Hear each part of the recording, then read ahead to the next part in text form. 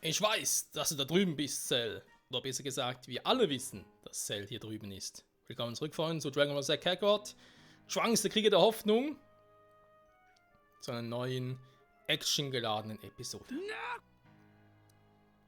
俺を殺し、タイムマシンで過去に戻って17号、18号を吸収するつもりだろ。完全体になるために。何？なぜそんなことは。その計画は失敗だ。そしてこれで全てが終わる。計画が失敗だと？はっ、貴様ごときが偉そうに。セル、完全体のお前は確かにとてつもない強さだった。だが今のお前なら俺でも十分倒せる。そうか、お前過去に言ったのだな。なるほど、妙に事情に詳しいわけだ。それにしても今の俺なら倒せるというのは心外だぞ。トランクス、貴様のデータはスパイロボでお見通しだ。貴様の力では俺様はおるか、17号や18号すらも到底倒せまい。ではなぜ17号と18号はいなくなったんだ。まさか二人が消えてしまっていたのは貴様が。この西の都で戦うのはまずい。随分再建が進んできたところだ。場所を変えさせてもらうぞ。はっ！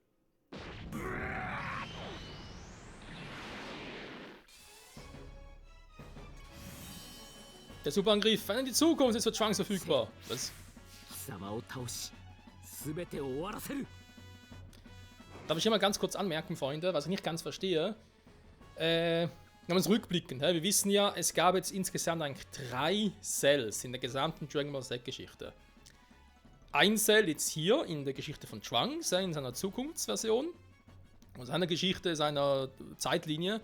Da gab es noch einen in der Zeitlinie der anderen, also da, wo ja dann Son Gohan zum zweifachen Super Saiyan wurde, gegen Cell gecatcht hat. Son Goku am Schluss starb und so. Aber das war ja nicht der Cell der gleichen Zeitlinie.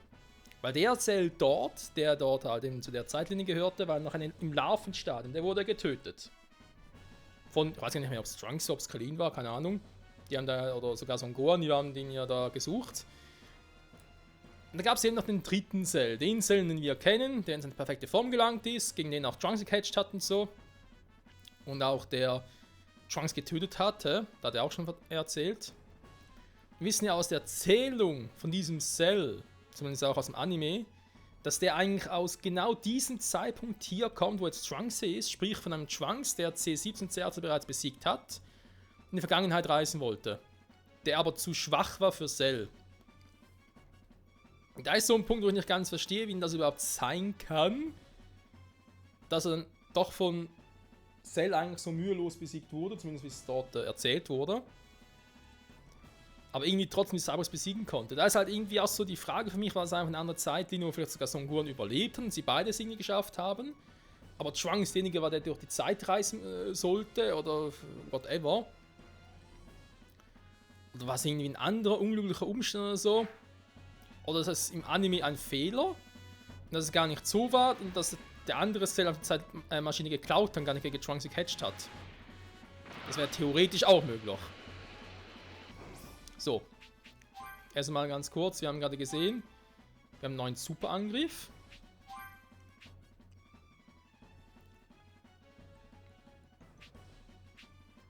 Da relativ viel Key. Dann kommen die Schwertattacken, nehme ich jetzt mal raus.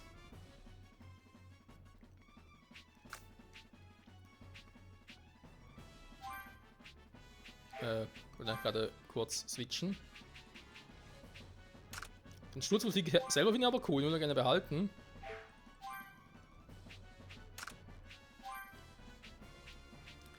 Finish Spaß ist nach Genki Dama, da ist auch klar, von in die Zukunft, sehr gut.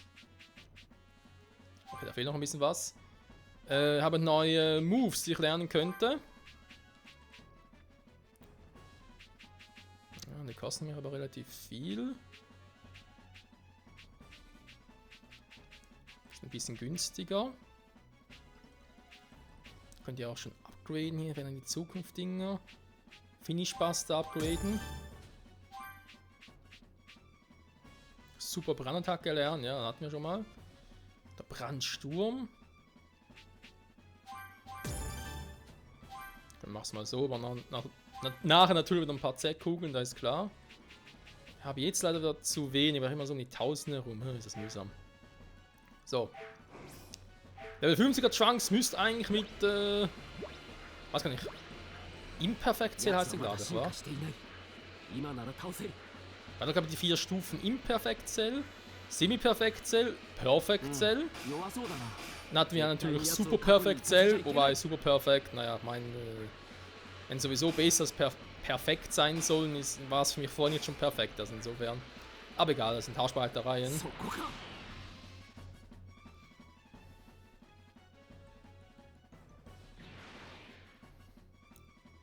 少しは腕を上げたようだが、この俺様を倒そうとはとんだお笑い草だ。絶対にお前を過去には生かさん。ほざけ、青二歳が。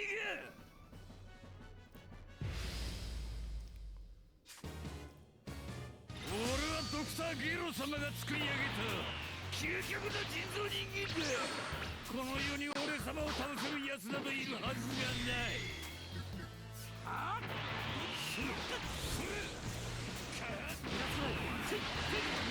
Was ich nicht ganz verstehe, Freunde, wie überhaupt Cell erst jetzt auftauchen konnte. Wir wissen ja aus der Vergangenheit, dass Cell, damit er so stark werden konnte, um C6 und C18 zu absorbieren, musste er sich ja an anderen Menschen aufladen. Ja, also musste er ein paar Menschen, wie er sagt, irgendwie aufnuckeln.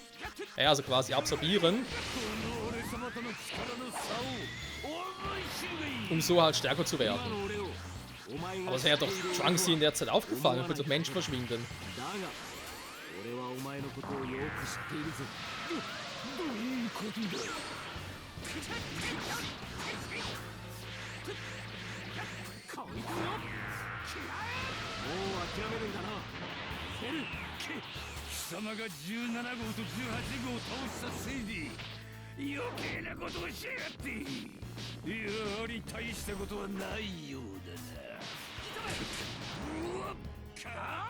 Das ist alles nicht verändert, die Zukunft ist relativ schwach eigentlich.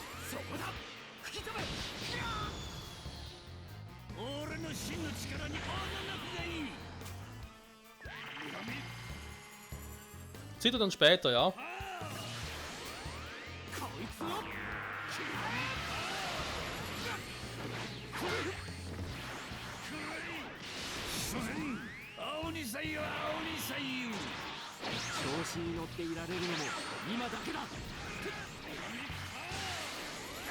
Kameha! Ja, Kameha, du mich auch.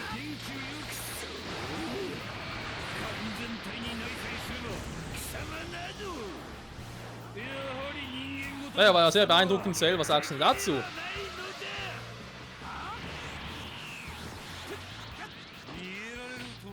Sag mal. An mir nuckeln gilt nicht, ja?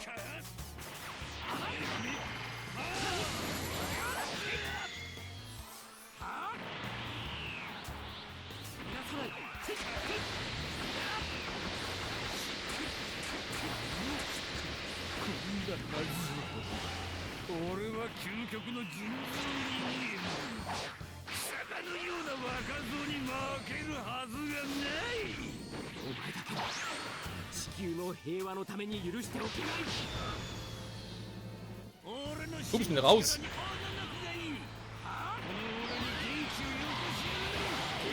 Ich muss weg, Freunde. Tschüss. Schön, wie sein Move heißt, vernichtet die Zukunft. Aber vielleicht auch mal ganz kurz. Oh, danke schön.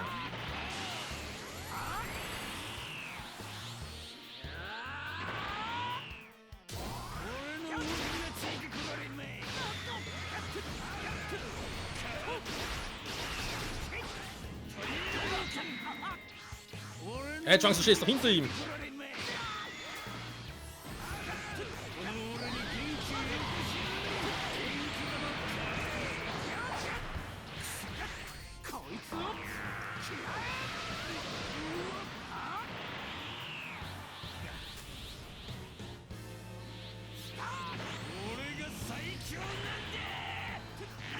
Oh, du gehst mir auf den Sack, ey, ganz ehrlich.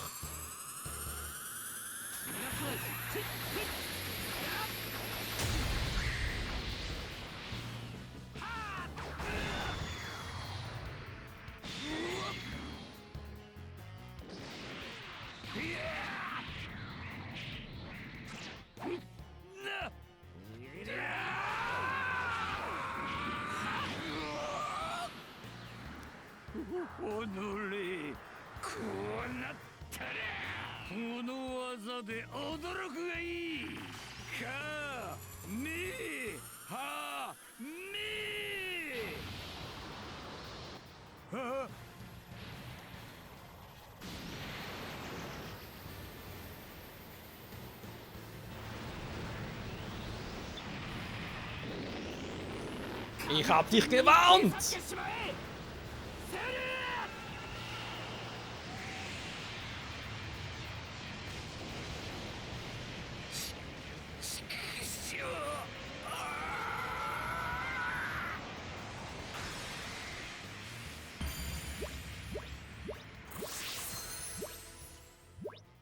Der kommt nicht wieder.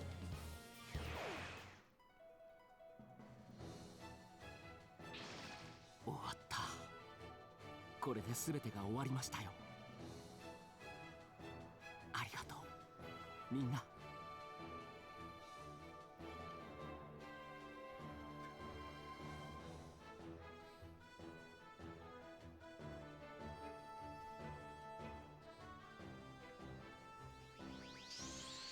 トランクス、無事なの？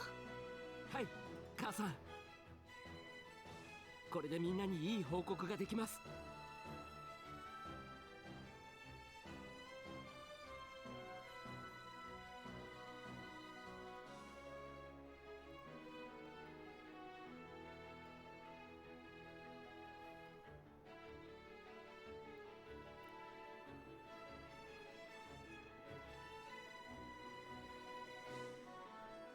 人造人間との戦いは終わりましたよ、ごはんさん。俺はこれからもごはんさんやみんなの意志を継いで勝ち取った平和を守っていきます。こうして人類を脅かし続けた人造人間とトランクスとの長い戦いは終わった。辛い未来を生きてきたトランクス、そしてブルマたちに真の平和が訪れたのである。その平和は今後も大切にされていくだろう。トランクスがいる限り。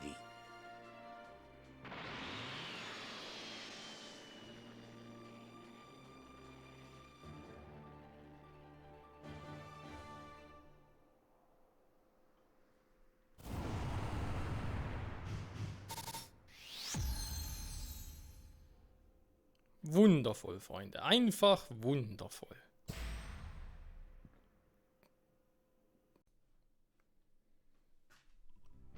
Und damit ist es auch Zeit für die Credits, Freunde, dieses dritten Spieles, beziehungsweise dieses dritten DLCs natürlich vom Spiel Dragon Ball Z Kakarot. Ja, obwohl der Kakarot gar keine große Rolle hatte, außer man würde natürlich sagen, ja, es geht hier um sein Erbe und so. Diesmal war es halt nicht Son Gohan, sondern halt Trunks und so. Ja, kann man durchaus so interpretieren.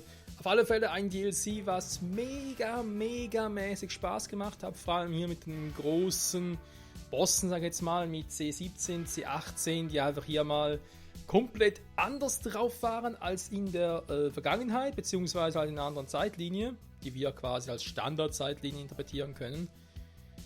Und ja, vor allem das krass natürlich hier dran, eigentlich gemäß Kanon, oder zumindest gemäß Anime, im Manga war es glaube ich auch so, dass irgendwie hieß von wegen, ja, die Cyborgs, die hier aus Trunks Ebene sind ja sogar eigentlich ein bisschen schwächer als die anderen, weil gegen die hier hat er zumindest eine kleine Chance. Gegen die anderen aus der Zeitlinie von Goku und Kid Gohan und so hat er gar keine Chance gehabt.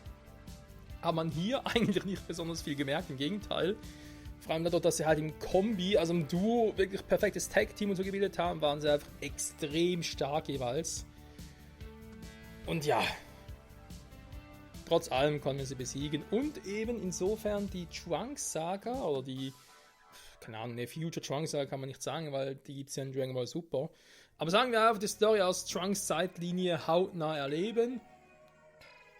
Eben auch die Opfer, die es gebracht hat, nicht nur die der Z-Kämpfer, sondern auch die von Gohan, vor allem seinen linken Arm. Das finde ich eben etwas, wo ich sagen muss, wow, Respekt, liebe Entwickler.